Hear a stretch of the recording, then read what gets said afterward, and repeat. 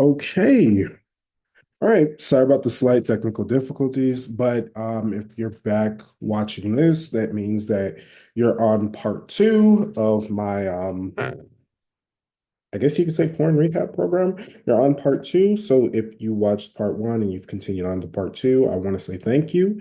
If you're just joining in and decided to skip part one and go straight to part two, I don't know why you would do that, but thank you. Thank you for joining in anyway.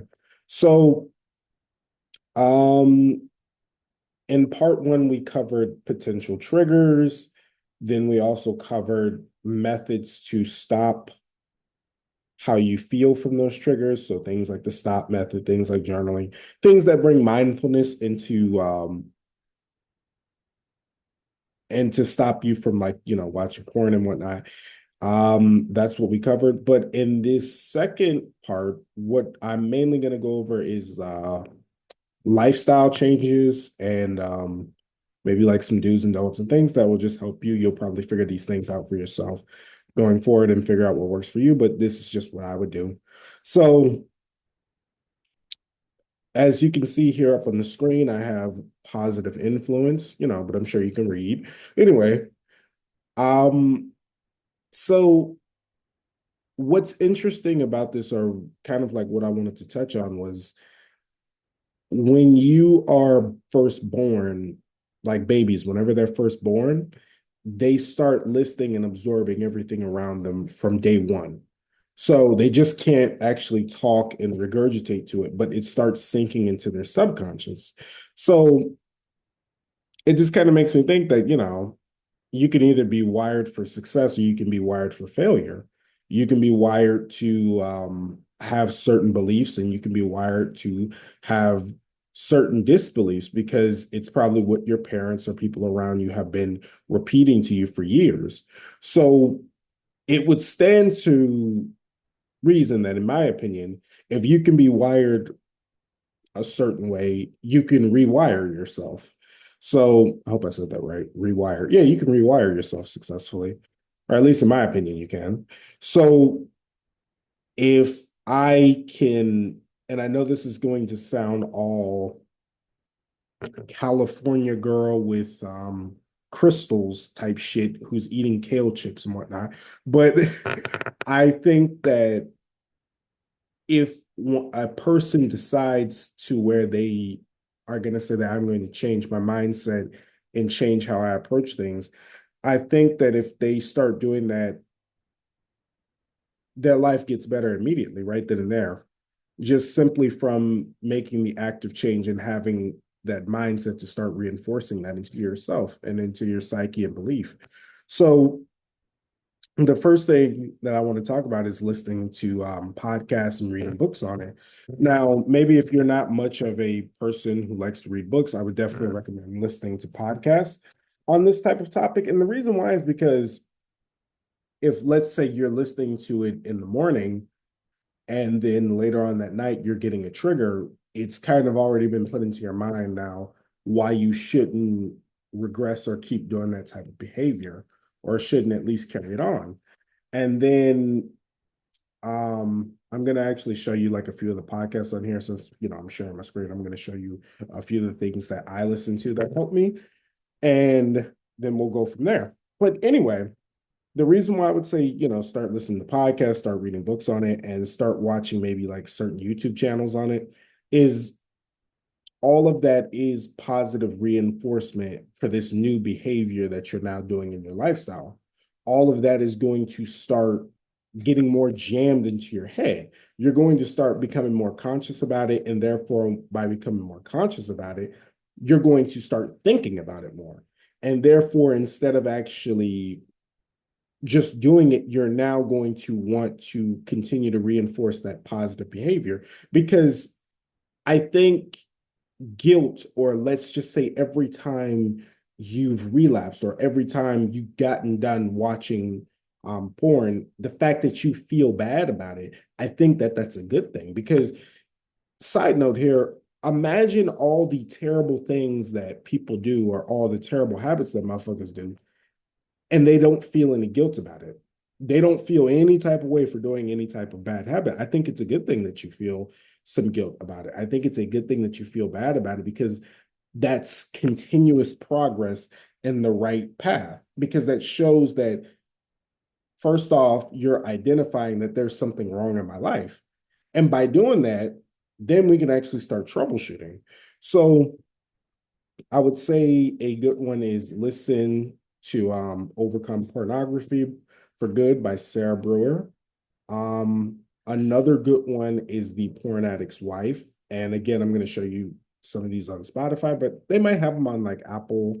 So whatever major podcast platform you go to, I would say just see if they have these. Um, then there's a guy named Hamza on YouTube. I'll go to him as well. And then there's a channel called OG Silverback. I'll go to his stuff as well. Both of those two guys talk about why porn is bad and why you shouldn't be watching that, and exactly how to like rewire your thinking from it. Especially Hamza, he's really good on that topic. And then lastly, even though we did cover this like in the first video, I would say that therapy is still very much a good positive influence, because I think being able to just go weekly and talking to someone, or bi-weekly and talking to them about this, will again reinforce that positive influence that you're on the right path and that you're not slipping on your journey. And this may be like a one that maybe you didn't think of, but let's say, I don't know how like available some people's schedules look, or maybe like if they have kids, or maybe if they don't have kids or whatnot. But let's say that you've now been, I don't like to put a time period on it, but let's just say you've just now started 90 days in and you're feeling good. Your urges have kind of decreased.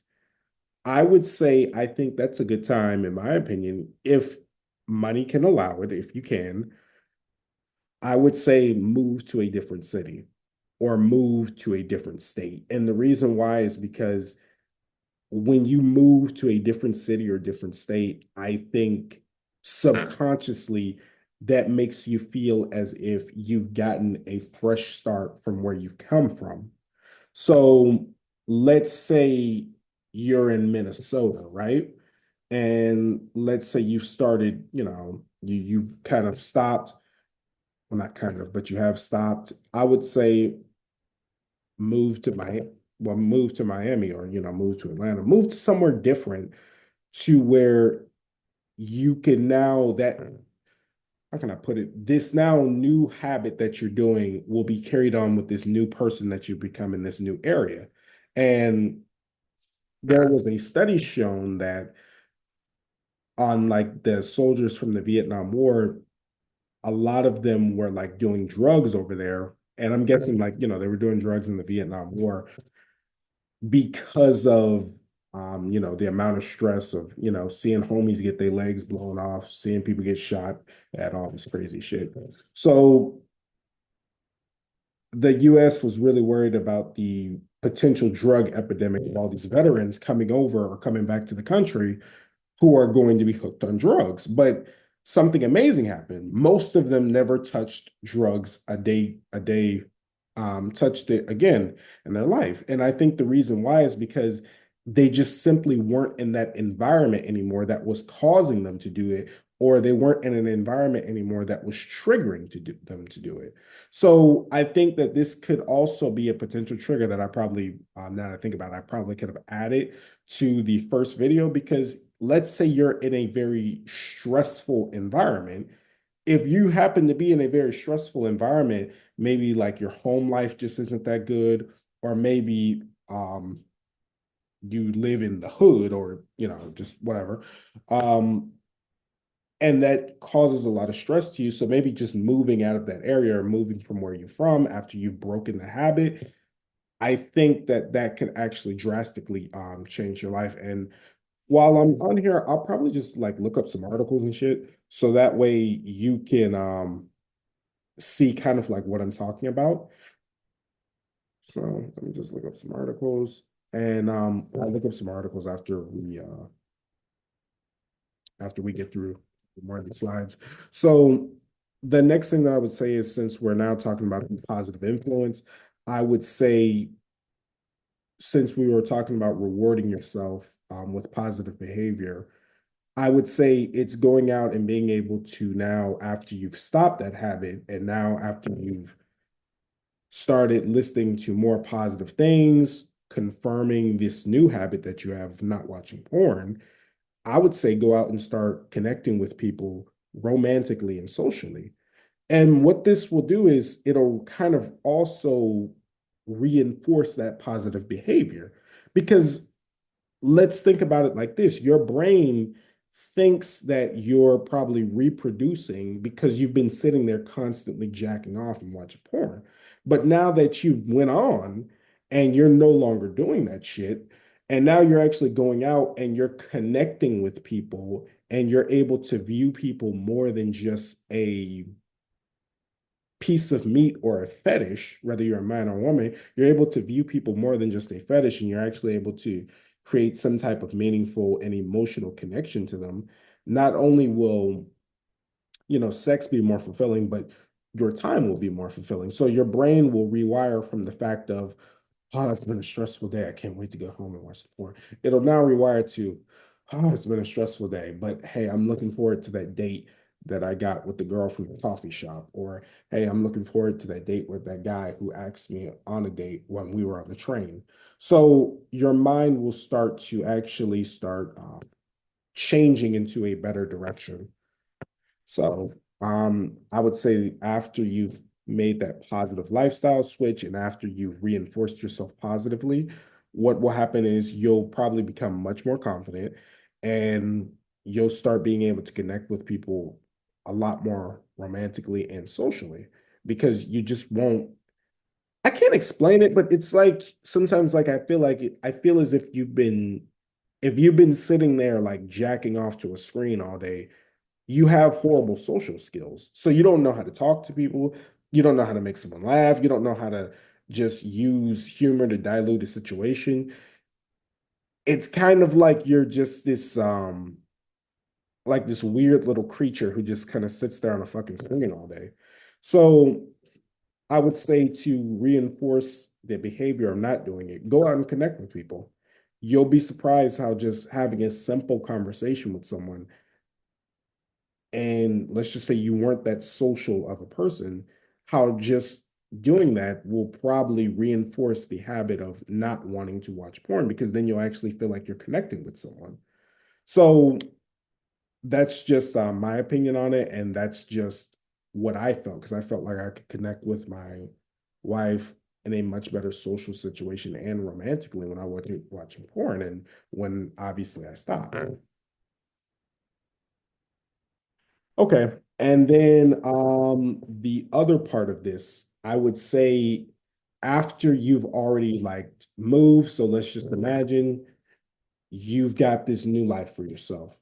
You're positively influenced by not watching porn. I mean, yeah, you're positively influenced by not watching porn. You're listening to your podcast. You're reading your books on it. You've done the steps to where you're connecting with people, you're a little bit more social now. So I would say the next thing to reinforce this and to completely become a new person and rewire your programming and change your paradigm, I would say filling your time. So the reason why this is so effective now is because if you've changed how you if you've changed how you see things now, and you've started to influence yourself with doing positive things, your habits change.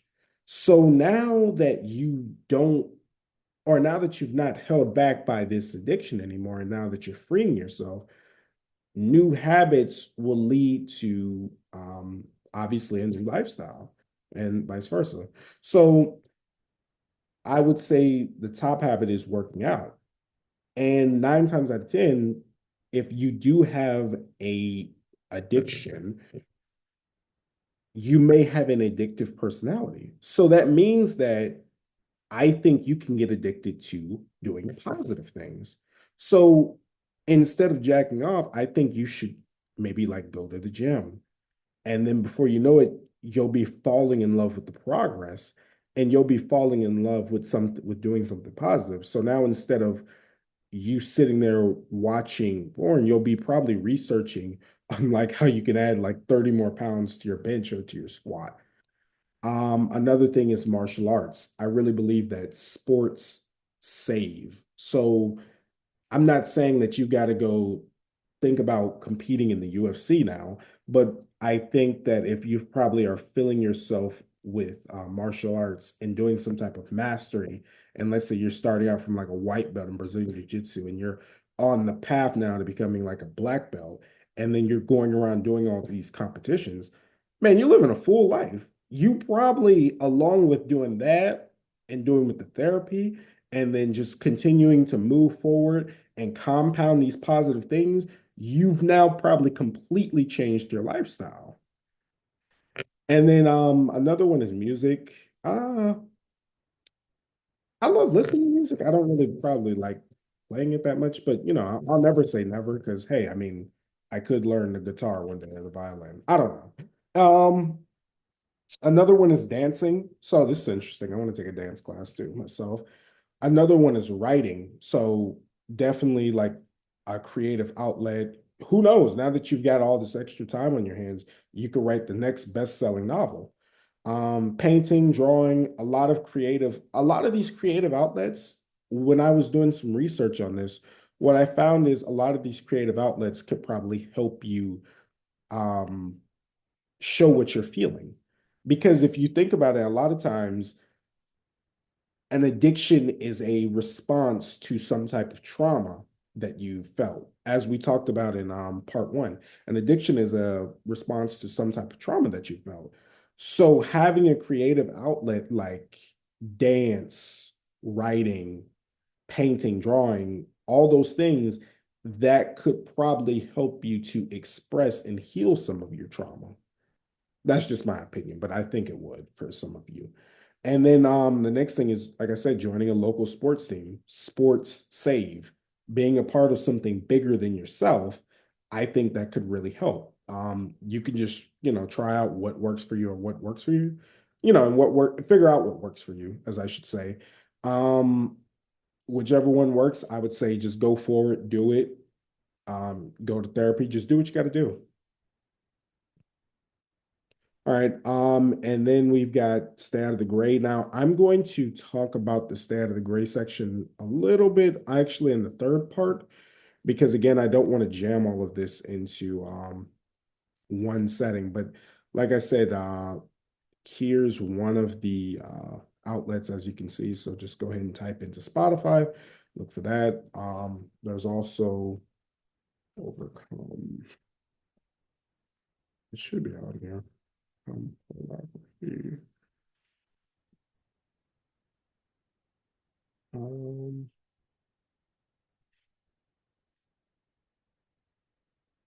Hmm, I don't see it on here. Or good.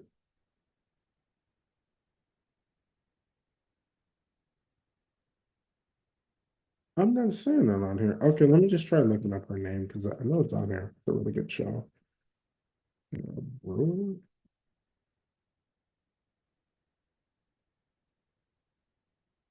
Oh, I could have sworn it was on here. Okay. Let me just go back and look at the name because it was on here.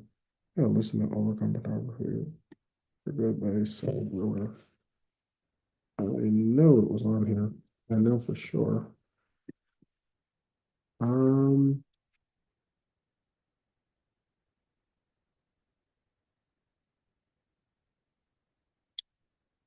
I hate this because I feel like I'm gonna see it probably right after I log off. Okay, so I'm not seeing it, but my point is there's a lot of podcasts that you can listen to that can help you. I think that there's a lot of podcasts that you can listen to that will help you on this subject. Let me see if I can find it one more time. find it.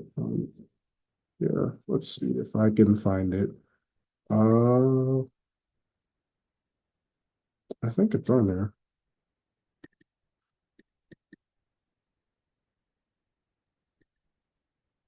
Okay, so here's how it looks. It looks like, yeah, yeah. So, okay, here's how it looks. Okay, I think I typed it in maybe incorrectly, but here's how it looks. It looks like this. This is the person you'll see.